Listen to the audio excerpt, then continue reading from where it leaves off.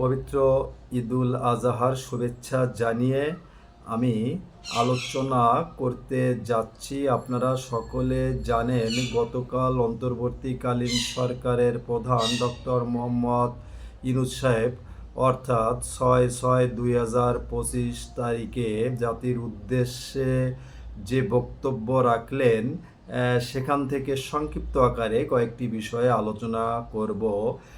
তিনি ঈদের শুভেচ্ছা জানালেন দেশবাসীকে, দেশের উন্নয়নের স্বপ্ন দেখালেন এবং আগামী নির্বাচন 26 সালের এপ্রিলে অনুষ্ঠিত হওয়ার কথাও বললেন। আবার তিনি বললেন দেশ যুদ্ধ অবস্থায়। আমি জানি না দেশ কেমন যুদ্ধ অবস্থায় আছে, কাদের সাথে যুদ্ধ করতে হবে, এটা আমাদের প্রশ্ন হলো।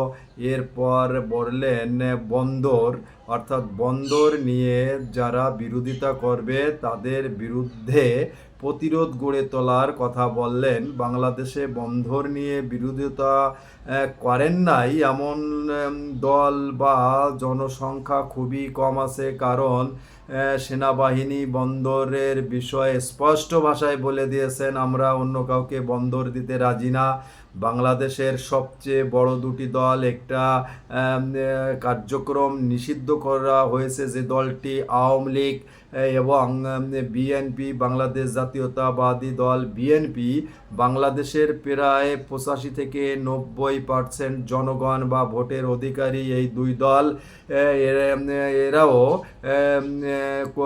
বন্দরের বিষয়ে বন্দর কাউকে দেওয়া হবে না, অন্য কারো হাতে দেওয়া যাবে না, এ বিষয়ে একমত। একদিকে দেশের জনগণ কোনো করিডোর বা বন্দর দেওয়ার বিরোধিতা করছে, অর্থাৎ আওয়ামী লীগ বিরোধিতা করেছে, বিএনপি বিরোধিতা করছেন, দেশের গর্বিত সেনাবাহিনী বিরোধিতা করেছেন এবং তারা বলছে আমাদের স্বার্থ বিরোধী কোনো কাজ আমরা করব না, বন্দর করিডোরের মতো বিষয় আমরা অন্য কারো হাতে তুলে দিতে একমত না, অর্থাৎ রাজি না। সেই সবের পরে এ সকল বিষয় জানা সত্ত্বেও ডক্টর মোহাম্মদ ইউনূস গতকাল স্পষ্ট ভাষায় তার বক্তব্যে বললেন যারা বন্দরের বিরোধিতা করবে তাদের বিরুদ্ধে প্রতিরোধ গড়ে তুলতে। তাহলে এই 85-90% জনগণের বিরুদ্ধে বা যারা এই 85-90% লোকের জনপ্রতিনিধিত্ব করেন এবং পরিবৃত সেনাবাহিনীর বিরুদ্ধে কি ডক্টর মোহাম্মদ ইউনূস প্রতিরোধ গড়ে তোলার কথা বললেন? এটা আমাদের বোধগম্য নয়। এরপরে দেশের উন্নয়নের কথা বললেন, কিন্তু কোথাও মব জাস্টিসের কথা উল্লেখ নেই, কোথাও দেশের বর্তমান যে প্রতিনিয়ত হত্যা হচ্ছে, বিভিন্ন জায়গা ধর্ষণ হচ্ছে, তেলের দাম বাড়লেও সেটার কথা কিন্তু উল্লেখ করা হয়নি। তেলের দাম যেমন বেড়েছে, মশলার দাম বেড়েছে, কমেছে যেগুলো দাম সেগুলো হয়তো পেঁয়াজ বা কয়েকটা জিনিসের উল্লেখ করা হয়েছে। দেশের শ্রমবাজারের যে অবস্থা, গার্মেন্টস শিল্প বন্ধ হয়ে যাচ্ছে, বেকার সমস্যা বৃদ্ধি পাচ্ছে, আন্তর্জাতিক সম্পর্ক, প্রতিবেশী দেশ বৃহৎ ভারতের সাথে সম্পর্ক কতটুকু ভালো কতটুকু মন্দ, অর্থাৎ তাদের সাথে সম্পর্ক খারাপ হয়, আমাদের কতটুকু ভালো হচ্ছে মন্দ হচ্ছে, সব কিছু বললেও এ দিকগুলো কিন্তু উল্লেখ করেননি। জাতি আরও অনেক কিছু প্রত্যাশা করেছিল, আমার মনে হয় প্রধান উপদেষ্টার বক্তব্যে পাওয়া যাবে বলে।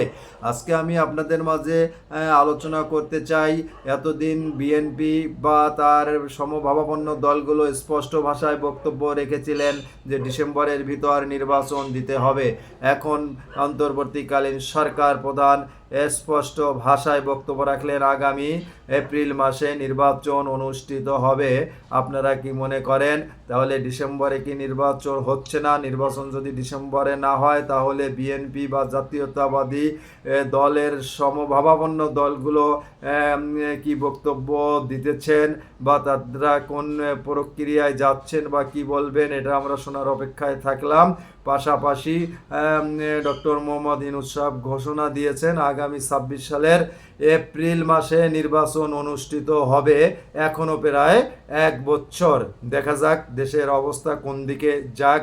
কোন দিকে যাবে, কেমন হবে। আমরা আশা রাখি দেশ শান্তিময় হবে এবং সকলকে নিয়ে দেশ একটা সুন্দর দিকে উন্নয়ন সমৃদ্ধ দেশে পরিণত হবে। দেশের প্রত্যেকটা জনগণের শান্তির জন্য, প্রত্যেকটা জনগণের অংশগ্রহণের ভিত্তিতে, সব দলের অংশগ্রহণের ভিত্তিতে দেশ এগিয়ে যাবে। আপনারা গতকালের বক্তব্য সম্পর্কে আপনাদের মতামত কমেন্ট করবেন আশা রাখছি। আমাদের তাহলে আজকে আলোচ্যর মূল বিষয়টা ছিল বন্দর, অর্থাৎ বন্দরের বিপক্ষে যে দেওয়ার বিপক্ষে বন্দর অন্যর হাতে তুলে দিবেন এক প্রকার কথাটা সেরকমই এসেছে। যারা বিরোধিতা করবেন তাদের বিপক্ষে অবস্থান নিতে হবে এবং তাদের কঠোরভাবে দমন করতে হবে, এরকমই একটা বিরোধীকারীদের দমন করতে হবে, এরকমই বিষয়টা উল্লেখ করা হয়েছে। এখন যাই হোক, এটা তাহলে একটা দেশের সিংহভাগ জনগণ যেটা অন্যর হাতে তুলে দিতে চান না, সেটা ডক্টর মোহাম্মদ ইউনূস হয়তো তুলে দিতে চাচ্ছেন। এখন জনগণ বা দেশের জনমুখী দলগুলোর বক্তব্য, মতামত, চিন্তাভাবনা বা আমাদের সেনাবাহিনীর চিন্তাভাবনা, এটা আমাদের দেখার বিষয়। আজকে এ পর্যন্তই। সকলে ভালো থাকবেন, আবার কথা হবে। আবারও সকলকে ঈদ মোবারক।